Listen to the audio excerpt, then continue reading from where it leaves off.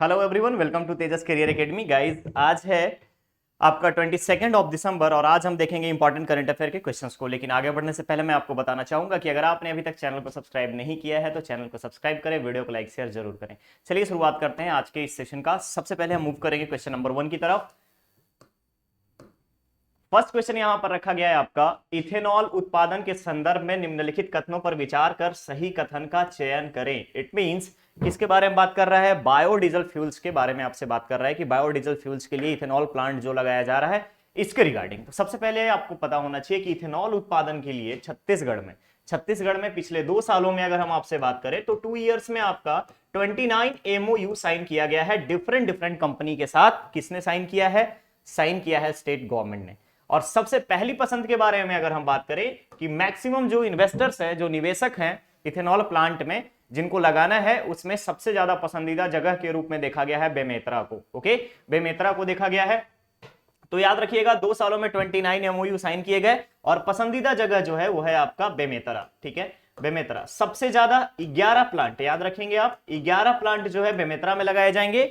रायपुर और दुर्ग की अगर हम आपसे बात करें तो रायपुर और दुर्ग में 3-3 प्लांट लगाए जाएंगे। ध्यान रखिएगा, रायपुर और दुर्ग जिले में 3-3 प्लांट लगाए जाएंगे। इसके अलावा अलग अलग अगर हम देखें, अलग अलग अगर आप देखिएगा, सॉरी यहां पर 11 प्लांट बोल रहा हूं, 11 जिले, ध्यान रखेंगे आप, 11 जिले, 11 जिले में आपको डिफरेंट डिफरेंट यहां पर प्लांट लगाए जाएंगे। 29 प्लांट लगाए जाएंगे जिसके लिए एमओयू साइन किया गया है। और सबसे पसंदीदा जगह कौन सा है? बेमेतरा जिला। बेमेतरा में सबसे ज्यादा प्लांट लगाए जाएंगे। इसके अलावा अगर हम आपसे बात करें तो कबीरधाम में एक है, महासमुंद, जांजगीर चांपा, रायगढ़, बिलासपुर, इन सभी जगहों पे एक एक प्लांट लगाए जाएंगे। रायपुर और दुर्ग जिले में 3-3 प्लांट लगाए जाएंगे। कुल अगर हम बात करें कि इसमें इन्वेस्ट कितना हो रहा है तो ध्यान रखिएगा 5200 करोड़ रुपए की लागत लगाई जा रही है। ठीक है, अप्रोक्स जो है 5200 करोड़ रुपीस का यहां पर आपका टोटल जो है 5200 करोड़ रुपए का आपका इन्वेस्टमेंट हो रहा है, इन्वेस्ट किया जा रहा है। तो अब यहां पर आता है आपका, ध्यान से देखिएगा, यहां पे ये 5200 होगा, ध्यान रखेंगे आप, ये 5200 है। यहां पर आपका कुछ मिसप्रिंट हुआ था। ठीक है, अब क्वेश्चंस के ऊपर आते हैं हम। यहां पे स्टेटमेंट में पहला स्टेटमेंट आपको दिया गया है कि राज्य के 11 जिलों में कुल 29 इथेनॉल प्लांट लगाए जाएंगे, जो ऑलरेडी मैंने बताया। 11 जिलों में 29 एमओयू यानी कि 29 प्लांट, 11 जिले 29 प्लांट। स्टेटमेंट 1 करेक्ट है। दूसरा है 5200 करोड़ रुपए का निवेश किया गया है, यह भी स्टेटमेंट सही है। और प्लांट लगाने वाले निवेशकों की पहली पसंद जो है आपका बेमेतरा जिला है। तो जब इथेनॉल उत्पादन के बारे में हम आपसे बात करें तो आपको यहां पर ध्यान रखना होगा टोटल 29 प्लांट, कितने जिलों में? 11 जिलों में, साथ ही साथ पसंदीदा जगह बेमेतरा, और कुल 5200 करोड़ रुपए का इन्वेस्टमेंट हुआ है इन सभी अलग अलग इथेनॉल प्लांट्स के लिए। तो यहां पर ऑल जो स्टेटमेंट्स है, तीनों के तीनों स्टेटमेंट्स हैं यहां पर करेक्ट है।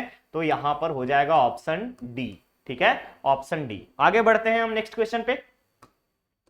नेक्स्ट क्वेश्चन है यहां पे, मोर मयारू गुरुजी कार्यक्रम के विषय पर निम्न में विचार कर सही कथन का चयन करें। ठीक है, निम्न में विचार करें और सही कथन का चयन करना है। तो यहां पे मोर मयारू गुरुजी कार्यक्रम, आपको पता होना चाहिए मोर मयारू गुरुजी कार्यक्रम में ध्यान रखिएगा बाल संरक्षण। ठीक है, बाल संरक्षण, बाल संरक्षण अधिकार, बाल अधिकार संरक्षण, ध्यान रखेंगे आप, बाल अधिकार संरक्षण, बाल अधिकार संरक्षण आयोग के चेयरमैन जो हैं श्रीमती तेज कुंवर नेताम जी को हाल ही में नई दिल्ली में पुरस्कृत किया गया है। किसके लिए? मोर मयारू गुरुजी कार्यक्रम के लिए।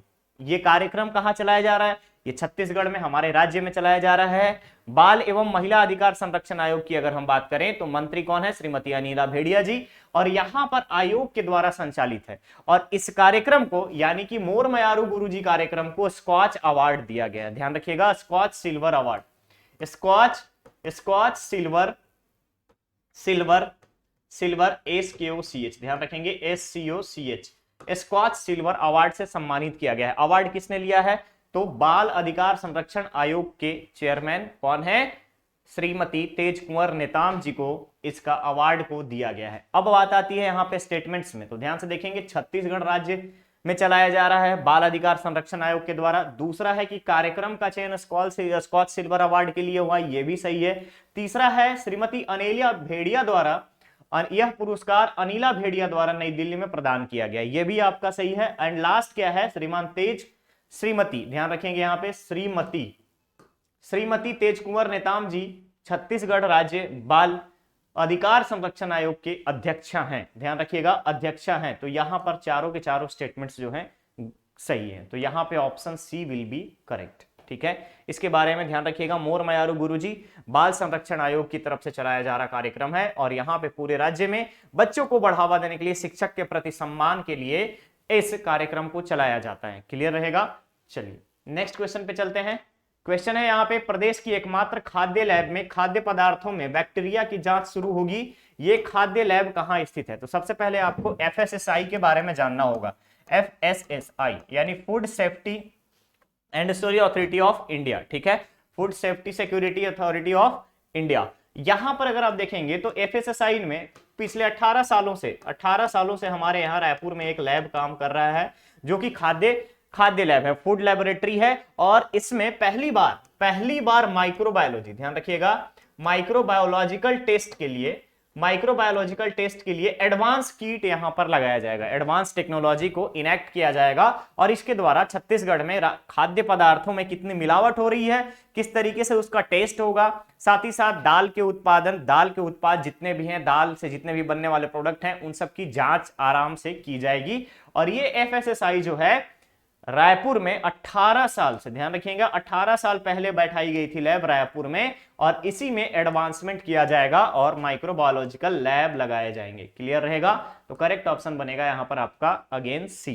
ठीक है, नेक्स्ट क्वेश्चन है, राज्य शासन मत्स्य विभाग द्वारा, ध्यान से देखिएगा, राज्य शासन मत्स्य विभाग द्वारा राज्य के किन 2 विदेशी प्रजाति की मछलियों के पालन पर प्रतिबंध लगाया है? तो राज्य शासन ने मत्स्य विभाग की बात आती है तो मत्स्य विभाग में आपको याद रखना होगा मत्स्य पालन नीति के बारे में, नवीन मत्स्य पालन नीति के बारे में। मत्स्य पालन में अगर इस नीति में हम बात करें आपसे, तो इस नीति के द्वारा अभी तक क्या होता था, तालाब और जितने भी जलाशय थे उन सबका नीलामी होता था, बट अब ऐसा नहीं होगा। अब 10 इयर्स के लिए पट्टे पर दिया जाएगा, ध्यान रखिएगा 10 इयर्स के लिए पट्टे पर दिया जाएगा। और 10 इयर्स में भी यहां पर ध्यान इस बात का रखा जाएगा कि जो मछुआरा समाज है उसको प्रायोरिटी दी जाए, मछुआरा समाज को प्रायोरिटी दी जाए। क्लियर रहेगा मत्स्य पालन नीति में। अब बात आती है यहाँ पे क्वेश्चन में कि किन 2 विदेशी प्रजाति की मछली के पालन पर रोक लगाया गया है? तो ध्यान रखिएगा थाईलैंड मोंगरी मछली और बिग हेड मछली के पालन पे यहां रोक लगाया गया है। रीजन क्या है?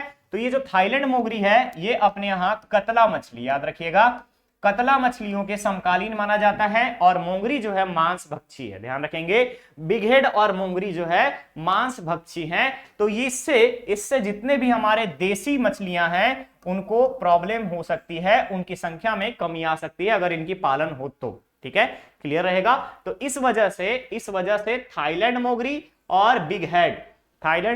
और बिग हेड के पालन पर प्रतिबंध लगा दिया गया है राज्य सरकार के द्वारा, राज्य शासन के मत्स्य विभाग के द्वारा। क्लियर रहेगा। तो करेक्ट ऑप्शन यहां पर है आपका बी।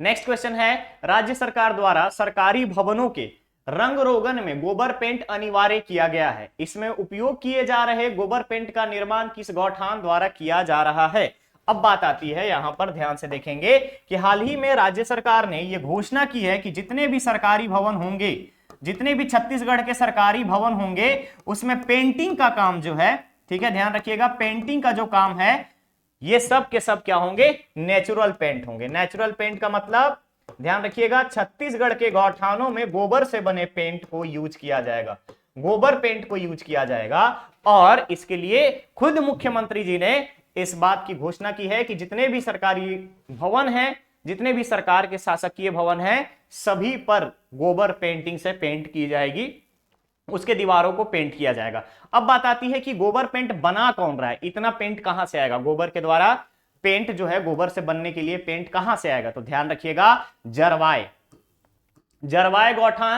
जरवाय गौठान को इसका जिम्मा दिया गया है, और जरवाय गौठान ही गोबर से पेंट बनाने के लिए काम कर रही है। यहां पे स्व सहायता समूह जो है गोबर से पेंट बनाने का काम कर रही है। ठीक है, ध्यान रखिएगा स्वयं सहायता समूह जरवाय गौठान के। तो करेक्ट ऑप्शन क्या बन जाएगा? करेक्ट ऑप्शन बन जाएगा आपका यहां पर डी। ओके, चलिए नेक्स्ट क्वेश्चन पे चलते हैं। क्वेश्चन है, प्रसाद योजना के संबंध में निम्नलिखित पर विचार करें। ठीक है, प्रसाद योजना के संबंध में निम्नलिखित पर विचार कर सही कथन का चयन करना है आपको। तो प्रसाद योजना, ध्यान से देखिएगा प्रसाद योजना क्या है? तो तो पर्यटन मंत्रालय द्वारा संचालित है। पहली चीज आप याद रखेंगे, केंद्रीय पर्यटन मंत्रालय, केंद्रीय पर्यटन मंत्रालय के द्वारा संचालित किया जाता है। पहली चीज केंद्रीय पर्यटन मंत्रालय के द्वारा संचालित किया जाता है। अब नेक्स्ट आता है यहां पर कि केंद्रीय पर्यटन मंत्रालय के द्वारा संचालित इस योजना में राज्य के भोरम देव मंदिर, जो कि खजुराहो के नाम से भी जाना जाता है, भोरम देव मंदिर जो कि छत्तीसगढ़ के खजुराहो के नाम से जाना जाता है, ध्यान रखिएगा, सीजी का खजुराहो के नाम से जाना जाता है, छत्तीसगढ़ के खजुराहो के नाम से जाने जाने वाले इस भोरम देव मंदिर, जिसका निर्माण 10वीं और 11वीं शताब्दी के मध्य हुआ है, 10वीं से 11वीं शताब्दी के मध्य हुआ है। ठीक है, ठीक है, याद रहेगा, फणिनाग वंश के दौरान, फणिनाग वंश के कार्यकाल के दौरान यहां पर 10वीं से 11वीं शताब्दी में इसका निर्माण हुआ है। केंद्रीय पर्यटन मंत्रालय के प्रसाद योजना में इस मंदिर को शामिल करने की घोषणा की गई है। नेक्स्ट आता है, इसको छत्तीसगढ़ का खजुराहो के नाम से जानते हैं। अब थोड़ा सा यहाँ पे हिस्टोरिकल पॉइंट ऑफ व्यू से आपको याद रखना है कि ये जो भोरम देव है ये कौन है, तो भोरम देव जी को शिव का रूप माना गया है, ध्यान रखिएगा, शिव का रूप माना गया है, भगवान शंकर का रूप माना गया है। और भोरम देव की अगर हम बात करें तो ये गोंड जनजाति के, गोंड जनजातियों के आराध्य देव के रूप में पूजे जाते हैं, ध्यान रखिएगा, आराध्य देव के रूप में, आराध्य देव के रूप में पूजे जाते हैं, जो कि शिव के रूप हैं, शंकर जी के रूप हैं। अब बात आती है यहाँ पे क्वेश्चंस पे, ध्यान रखेंगे क्वेश्चंस पे। क्वेश्चन में बोला गया है कि संदर्भ में विचार कर सही कथन का चुनना है, तो ये योजना भारत सरकार के पर्यटन मंत्रालय द्वारा संचालित है, सही बात है। दूसरा है कि भोरम देव मंदिर को इस योजना के अंतर्गत शामिल करने की मांग की गई है, बिल्कुल सही बात है। और तीसरी जो है इसमें बोला गया है कि यहाँ पे जो सांसद संतोष पांडे है इस बात के बारे में लोकसभा में जिक्र किया है, ठीक है, लोकसभा में प्रसाद योजना में, पर्यटन मंत्रालय के प्रसाद योजना में, ताकि टूरिज्म बढ़े और छत्तीसगढ़ में टूरिस्ट प्लेस की संख्या बढ़े। ठीक है, अभी आप देख रहे होंगे कि मैक्सिमम जगहों पे, मैक्सिमम डिस्ट्रिक्ट्स में टूरिज्म सर्किट डेवलप किया जा रहा है, और इसी टूरिज्म सर्किट के अंतर्गत अगर आप देखेंगे तो भोरम देव मंदिर को लोकसभा में इस बात को चर्चा का विषय बनाया गया कि केंद्रीय पर्यटन मंत्रालय के प्रसाद योजना में भोरम देव मंदिर को भी शामिल किया जाए। क्लियर रहेगा, भोरम देव मंदिर को भी शामिल किया जाए, इस बात की घोषणा की गई। क्लियर रहेगा, क्लियर रहेगा। तो यहां पर करेक्ट ऑप्शन की अगर हम बात करें तो तीनों के तीनों स्टेटमेंट जो हैं वो सही हैं, तो option A will be correct. Okay, ठीक है। नेक्स्ट क्वेश्चन है, national conference of biological control के 7वें संस्करण के संदर्भ में सत्य कथन का चयन करें। अब बात आती है national conference of biological control. पहली चीज याद रखना होगा आपको कि 7वां संस्करण, 7th एडिशन का जो कॉन्फ्रेंस हुआ 2022 में हुआ, कहां पर हुआ, बेंगलुरु में, ध्यान रखेंगे आप, बेंगलुरु में, कर्नाटका की राजधानी बेंगलुरु में 2022 एडिशन का, ठीक है, 7th एडिशन 2022 में कर्नाटक की राजधानी बेंगलुरु में आयोजित किया गया। अब बात आती है कि इसमें हमारे छत्तीसगढ़ का क्या रिलेशन है, तो ध्यान रखिएगा, इस कॉन्फ्रेंस में छत्तीसगढ़ राज्य का बायो कंट्रोल टीम जो है उसको पुरस्कृत किया गया है राष्ट्रीय स्तर पर। बायो कंट्रोल टीम को नेशनल अवार्ड से अगर हम बात करें, नेशनल अवार्ड से सम्मानित किया गया है। पहली चीज याद रहेगा यहां पर, यानी कि छत्तीसगढ़ के कॉन्टेक्स्ट में अगर हम आपसे बात करें तो national conference of biological control जो है यहां पर बेंगलुरु में आयोजित इस कॉन्फ्रेंस में छत्तीसगढ़ के बायो कंट्रोल टीम को नेशनल लेवल पे अवार्ड मिला है।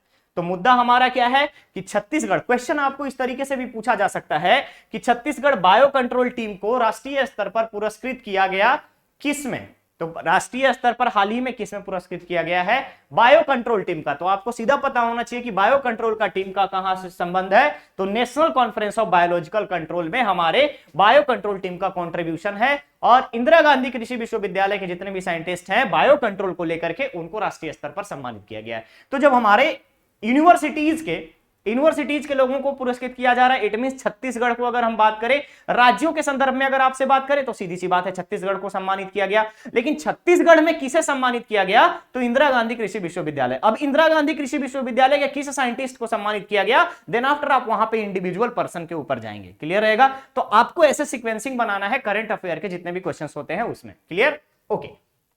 वापस आते हैं अपने क्वेश्चन पे, तो ध्यान रखिएगा national conference of biological control के 7वें संस्करण का आयोजन कहां हुआ? 2022 का आयोजन हुआ कर्नाटक के बेंगलुरु में। दूसरी चीज, इस कॉन्फ्रेंस में छत्तीसगढ़ को क्या मिला? तो छत्तीसगढ़ के बायो कंट्रोल टीम को राष्ट्रीय स्तर पर सम्मानित किया गया। ओके, ये चीज क्लियर रहेगा। नेक्स्ट हमारे पास ये जरूरी हो जाता है कि यहां पे छत्तीसगढ़ के बायो कंट्रोल टीम को यहां सम्मानित तो किया गया, बट ये कॉन्फ्रेंस का आयोजन किसके द्वारा हुआ? तो ध्यान रखिएगा society of bio control advancement, ध्यान रखिएगा society of bio control advancement और भारतीय कृषि, ध्यान रखिएगा भारतीय कृषि कीट संसाधन ब्यूरो के द्वारा, कीट संसाधन ब्यूरो के द्वारा यह कॉन्फ्रेंस आयोजित किया गया था। और इन्हीं के द्वारा आयोजित इस कॉन्फ्रेंस में छत्तीसगढ़ के बायो कंट्रोल टीम को राष्ट्रीय स्तर पर सम्मानित किया गया। क्लियर है? अब स्टेटमेंट देखते हैं। पहला है कि national conference of biological control के 7वें संस्करण का आयोजन कर्नाटक में किया गया, बिल्कुल सही बात है। और दूसरा है छत्तीसगढ़ के राज्य बायो कंट्रोल टीम को राष्ट्रीय स्तर पर सम्मानित किया गया। ये दोनों के दोनों स्टेटमेंट आपके सही है, तो यहां पर ऑप्शन बन जाएगा आपका सी 1 और 2। ठीक है, सी। आगे बढ़े नेक्स्ट क्वेश्चन पे। नेक्स्ट क्वेश्चन है यहां पर आपका, हाल ही में राज्य सरकार द्वारा किस तिथि को बलिदान दिवस के रूप में मनाने की घोषणा की गई है? ठीक है, अब बात आती है किस तारीख को बलिदान दिवस मनाने की घोषणा की गई है। तो पहली चीज आपको बलिदान दिवस के बारे में जानना है। बलिदान दिवस किसके स्मृति में मनाई जाएगी? तो शहीद वीर नारायण सिंह, ध्यान रखिएगा पहली चीज शहीद वीर नारायण सिंह, शहीद वीर नारायण सिंह के स्मृति में बलिदान दिवस मनाया जाएगा। ठीक है, पहली चीज।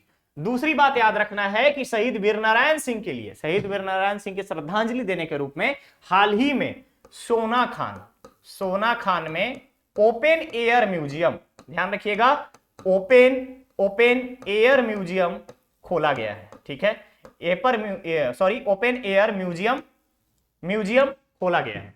दूसरी चीज। तीसरी चीज की हाल ही में राज्य सरकार ने सोना खान का नाम बदल करके शहीद वीर नारायण सिंह धाम सोना खान कर दिया है। ठीक है, तीसरी जो चीज याद रखनी है शहीद वीर नारायण सिंह, ध्यान रखिएगा यहां पर शहीद वीर नारायण सिंह धाम सोना खान का नाम बदला, क्या रखा गया? शहीद वीर नारायण सिंह धाम सोना खान। ठीक है, इतनी चीजें आपको याद रखनी। इसके अलावा अब बात आती है कि ये जो बलिदान दिवस है शहीद वीर नारायण सिंह के लिए मनाया जाएगा और इसकी तारीख की घोषणा की गई है हर वर्ष 10 दिसंबर को शहीद वीर नारायण सिंह की स्मृति में अगर हम बात करें आपसे, तो स्मृति में 10 दिसंबर को बलिदान दिवस के रूप में मनाया जाएगा। यह घोषणा किसके द्वारा की गई? अब बात आती है घोषणा राज्य सरकार के द्वारा और राज्य सरकार समस्त छत्तीसगढ़ में, ध्यान रखिएगा समस्त छत्तीसगढ़ में बलिदान दिवस के रूप में 10 दिसंबर को सेलिब्रेट किया जाएगा। क्लियर रहेगा यहां पर? ओके, ध्यान रखिएगा इस चीज को 10 दिसंबर को। और इसके अलावा आपको यहां पर याद होना चाहिए कि केंद्र सरकार ने 15 नवंबर को, ध्यान रखिएगा 15 नवंबर को आदिवासी गौरव दिवस, राष्ट्रीय गौरव दिवस, आदिवासी नेता जननेता बिरसा मुंडा के जन्म दिवस को गौरव दिवस के रूप में मनाने की घोषणा की है। ठीक है, अब छत्तीसगढ़ के कॉन्टेक्स्ट में अगर हम बात करें राज्य सरकार के लिए, तो ध्यान रखिएगा राज्य सरकार की अगर हम बात करें तो 20 दिसंबर को गौरव दिवस के रूप में मनाया गया छत्तीसगढ़ में। ठीक है, 20 दिसंबर को 20 बोल रहा हूं मैं यहां पे, ध्यान रखिएगा 18 दिसंबर को गुरु घासीदास जयंती मनाई गई और साथ ही साथ मौजूदा सरकार के 4 साल कंप्लीट होने पर गौरव दिवस भी मनाया गया। क्लियर है? तो इतने सारे पॉइंट्स आपको याद रखना है क्वेश्चन से रिलेट करके। तो यहां क्वेश्चन का आंसर जो करेक्ट होगा वो हो जाएगा आपका बी, 10 दिसंबर को शहीद वीर नारायण सिंह के शहीदी के दिन पे यहां पर क्या मनाया जाएगा? बलिदान दिवस। नेक्स्ट क्वेश्चन पे चलते हैं। क्वेश्चन है छत्तीसगढ़ राज्य के किस एथलीट ने हाई जंप के राष्ट्रीय स्तर के प्रतियोगिता में प्रथम स्थान प्राप्त किया है? पहली चीज आपको जानना होगा कि ये राष्ट्रीय स्तर की प्रतियोगिता किस चीज की हुई, तो याद रखेंगे एकलव्य आवासीय विद्यालय।